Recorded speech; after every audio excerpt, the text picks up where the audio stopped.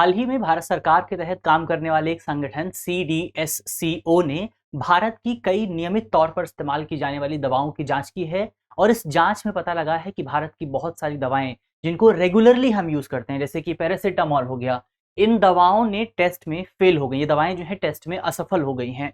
तो यहाँ पर एक बड़ा सवाल उठता है कि भारत में घरेलू स्तर पर जिस तरह से इन दवाओं को रेगुलरली इस्तेमाल किया जाता है, तो इन दवाओं के फेल होने की वजह से क्या गंभीर असर यहाँ पर पड़ सकते हैं।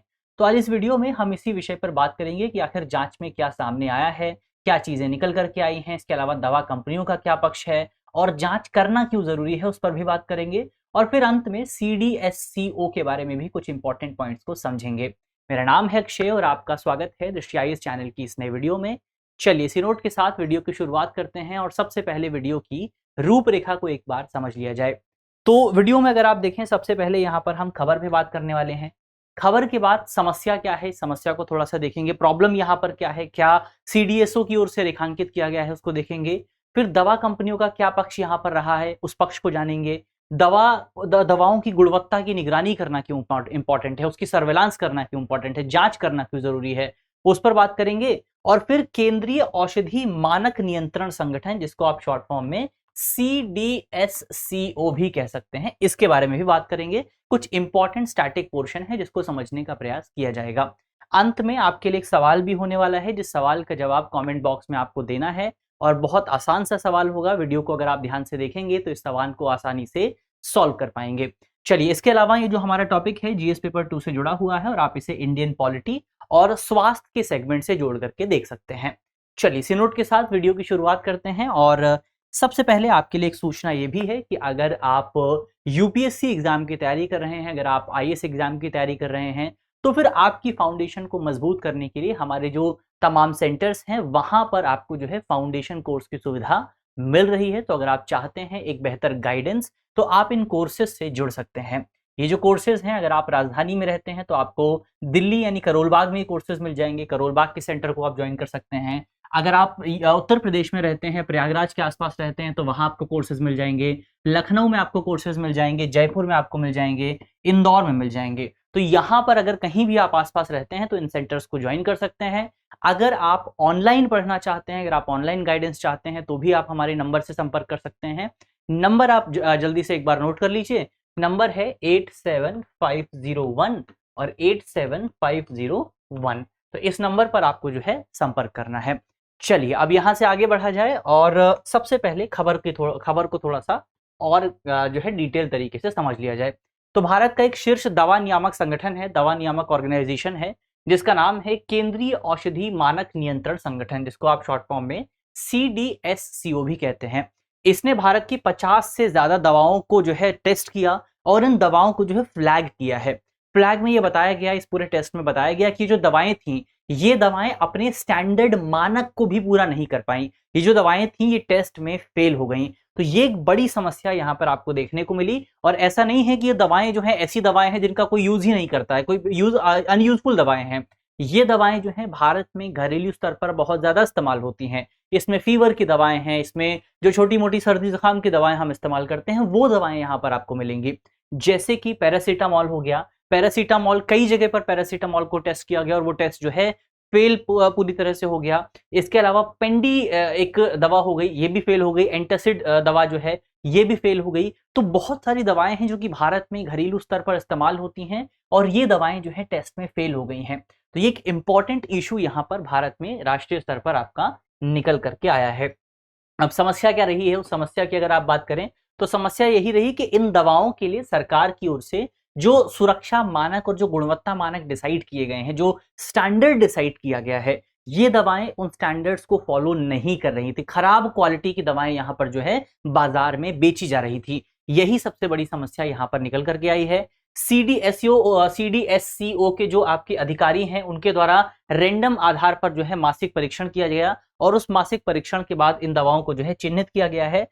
और ये पहली बार नहीं है कि दवाओं को चिन्हित किया गया, इससे पहले भी CDSCO की ओर से भारत की 156 दवाओं को जो है चिन्हित किया गया था, जिसमें भारत की बहुत नॉर्मल दवाएं शामिल थी, जिसमें आपका जो है जो लोकप्रिय दवाएं होती हैं, बुखार की दवा हो गई या फिर पेन किलर हो गया, आपका दर्द निवारक दवाएं हो गई, इसके अलावा एलर्जी की दवाएं हो गई। इन दवाओं को यहाँ पर जो है सरकार जो CDSO है उसकी ओर से चिन्हित किया गया था कि ये दवाएं अपने टेस्ट को फेल कर गई हैं, इन दवाओं को सही ढंग से नहीं बनाया जा रहा है, और अगर दवाएं सही ढंग से नहीं बनती हैं तो इसका प्रभाव जो है आम लोगों के स्वास्थ्य पर देखने को मिल सकता है।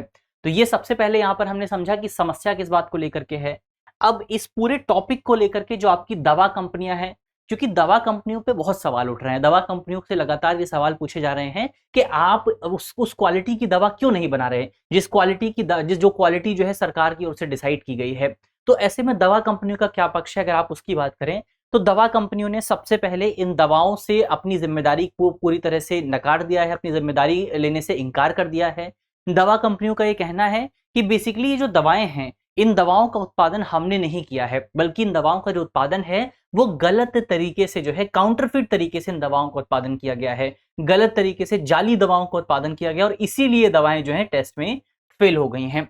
इन कंपनियों का कहना है कि यहाँ पर बेसिकली हमने इन दवाओं का उत्पादन नहीं किया है, बल्कि किसी और ने हमारे फॉर्मूले का इस्तेमाल करते हुए जेनेरिक दवाओं का निर्माण किया और इसी वजह से जो दवाएं हैं ये दवाएं अपने टेस्ट में फेल हो गई हैं। हालांकि सरकार की ओर से इस टेस्ट के आने से पहले भी भारत की कई दवा कंपनियों की जांच की जा रही थी और अब उम्मीद है कि ये जांच और ज्यादा सख्त हो सकती है। तो ये हमने दवा कंपनियों के पक्ष की बात की। अब यहाँ पर सवाल एक ही उठता है कि आखिर ये जो दवाओं की गुणवत्ता की जांच की बात हो रही है, इसकी जरूरत क्या है, क्यों हमें उनकी गुणवत्ता की जांच करनी चाहिए। उसकी अगर आप बात करें, सबसे पहला इसका पक्ष ये है कि दवाओं की गुणवत्ता की निगरानी करना जो है ये सार्वजनिक स्वास्थ्य के लिए बहुत इंपॉर्टेंट होता है, क्योंकि दवाएं क्या है बेसिकली हमारे लिए बहुत इंपॉर्टेंट है। अब तो जैसे जैसे हम मॉडर्निटी की तरफ आगे बढ़ रहे हैं, आधुनिकता की तरफ बढ़ रहे हैं, तो बीमारियां भी आपकी बहुत ज्यादा बढ़ती चली जा रही हैं। तो ऐसे में दवाएं इंपॉर्टेंट होती हैं क्योंकि दवाएं जो हैं वो इन बीमारियों को रोकने में मददगार होती हैं। लेकिन अब दवाएं ही अगर मिलावटी होंगी, दवाओं में ही अगर स्टैंडर्ड्स को फॉलो नहीं किया जाएगा, तो फिर वो दवाएं भी सही साबित नहीं हो पाएंगी, वो दवाएं भी जो है सफल साबित नहीं हो पाएंगी और व्यक्ति को जो है अपनी जान गंवानी पड़ेगी। तो दवाओं को किसी भी देश के हेल्थ सिस्टम के लिए, सार्वजनिक स्वास्थ्य के लिए बहुत इंपॉर्टेंट माना जाता है। इसके अलावा हाई अलर्ट या फिर अप्रभावी दवाओं की पहचान करना जो है बहुत जरूरी है। वो हमने देखा क्यों जरूरी है, ताकि कोई भी व्यक्ति जो है वो गलत दवाएं ना ले, कोई भी व्यक्ति जो है गलत दवाओं की वजह से अपनी जान ना गंवाए। इसके अलावा इस तरह की निगरानी के माध्यम से दवाओं का जो प्रतिकूल प्रभाव होता है, जो नेगेटिव इंपैक्ट होता है, या फिर जो आपका ट्रीटमेंट जो है आपको फेलियर देखने को मिलता है, उसको रोका जा सकता है। और अन्य स्वास्थ्य संबंधी जो जटिलताएं होती हैं उनको हम दवाओं की निगरानी करके रोक सकते हैं। यानी कि अगर हम दवाओं का सही ढंग से सर्विलांस करते हैं, अगर दवाओं की क्वालिटी सही ढंग से सुनिश्चित की जाती है, तो हम बहुत सारे मेडिकल कॉम्प्लिकेशंस को पहले ही रोक सकते हैं। क्योंकि कई रिपोर्ट से बताती हैं कि बहुत सारे मेडिकल कॉम्प्लिकेशंस जो हैं वो केवल गलत दवाओं की वजह से आते हैं। तो दवाओं को सही ढंग से बाजार में जारी करना वो बहुत इंपॉर्टेंट होता है और इसी वजह से लगातार जो है भारत सरकार की ओर से CDSCO की ओर से भारत में दवाओं की निगरानी की जाती है।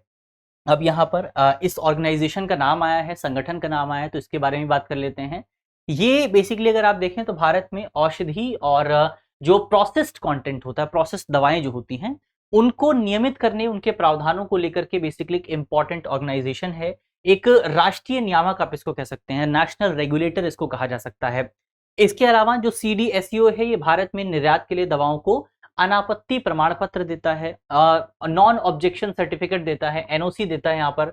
यानी कि अगर भारत से किसी भी दवा को बाहर भेजना है, उसका जो है एक्सपोर्ट करना है, तो उसके लिए सबसे पहले जो है आपको CDSCO से जो है प्रमाण पत्र लेना होता है कि आपकी दवाएं ठीक हैं, या फिर बाजार में अगर आप दवाएं बेचना चाहते हैं तो उसके लिए भी आपको CDSCO से जो है प्रमाण पत्र प्राप्त करना होता है। इसके अलावा ये जो ऑर्गेनाइजेशन है ये आपका स्वास्थ्य एवं परिवार कल्याण मंत्रालय के तहत काम करता है और इसका हेडक्वार्टर आपको राजधानी दिल्ली में देखने को मिल जाता है। इसके अलावा इससे संबंधित एक कानून भी है जिसका नाम है औषधि एवं प्रसाधन सामग्री अधिनियम, जिसके तहत CDSO को बहुत सारी जिम्मेदारियां दी गई हैं। इसके तहत बहुत सारे काम डिसाइड किए गए हैं, CDSO काम क्या करेगा। तो काम अगर आप देखें, इसके काम है सबसे पहले नई दवाओं को जो है स्वीकृति प्रदान करना। यानी कि अगर कोई नई दवा कोई कंपनी बनाती है तो सबसे पहले उस कंपनी को उस दवा को CDSCO के सामने पेश करना होता है। तो नई दवाओं को जो है पंजीकृत करना, उसको अनुमति प्रदान करना, क्लिनिकल परीक्षण का संचालन करना, यानी कि कोई ड्रग है, कोई दवा है, उसका टेस्ट जो किया जाता है उसका संचालन भी CDSO की ओर से, CDSO के माध्यम से किया जाता है। इसके अलावा दवाओं का मानक निर्धारित करना, यानी कि एक दवा में किस तरह की क्वालिटी को फॉलो किया जाएगा, किस तरह के इंग्रेडिएंट्स वहां पर इस्तेमाल होंगे, कौन से स्टैंडर्ड वहां पर तय किए जाएंगे, ये निर्धारित करना भी आपका CDSO का ही काम है। इसके अलावा देश में आयातित दवाओं की गुणवत्ता पर नियंत्रण करना और राज्य औषधि जो नियंत्रण संगठन होते हैं उनकी गतिविधियों के बीच में समन्वय करना। यानी कि वही हमने देखा कि दवाओं को अगर आप बाहर बेचना चाहते हैं देश से बाहर, तो भी आपको जो है CDSO से सर्टिफिकेट लेना होता है। और इसका एक काम ये भी है कि जो राज्य स्तर पर संगठन काम करते हैं उन संगठनों के बीच में कोऑर्डिनेशन करने का काम भी जो आपका CDSO द्वारा किया जाता है। तो ये बेसिकली आपका काम हुआ CDSO का, जिसके बारे में हमने बात की। तो यहाँ पर आज का हमारा टॉपिक समाप्त होता है। अब आपके लिए एक सवाल है, जिस सवाल का जवाब आपको कमेंट बॉक्स में देना है। और सवाल ये है कि जब दवाओं की बात आती है, जब फार्मास्यूटिकल इंडस्ट्री की बात आती है, तो वहां पर एक शब्द आता है और वो शब्द है API। अब ये जो API शब्द है, इस API शब्द की फुल फॉर्म आपको कमेंट बॉक्स में बतानी है कि ये API की फुल फॉर्म क्या होती है। तो ये जो फुल फॉर्म है, जो सवाल है, इसका जवाब आपको कमेंट बॉक्स में देना है। और मुझे उम्मीद है कि इस वीडियो में हमने जितने भी इंपॉर्टेंट पॉइंट्स पर बात की है वो आपको समझ में आए होंगे। और अगर वीडियो अच्छी लगी है तो वीडियो को लाइक करना बिल्कुल मत भूलिएगा। मिलते हैं आपसे अगली वीडियो में, तब तक के लिए अपना ख्याल रखिए, ध्यान रखिए, पढ़ते रहिए। धन्यवाद। डियर व्यूअर्स, अपने एग्जाम की तैयारी को और बेहतर करने के लिए हमारे चैनल को लाइक, शेयर और सब्सक्राइब करना न भूलें।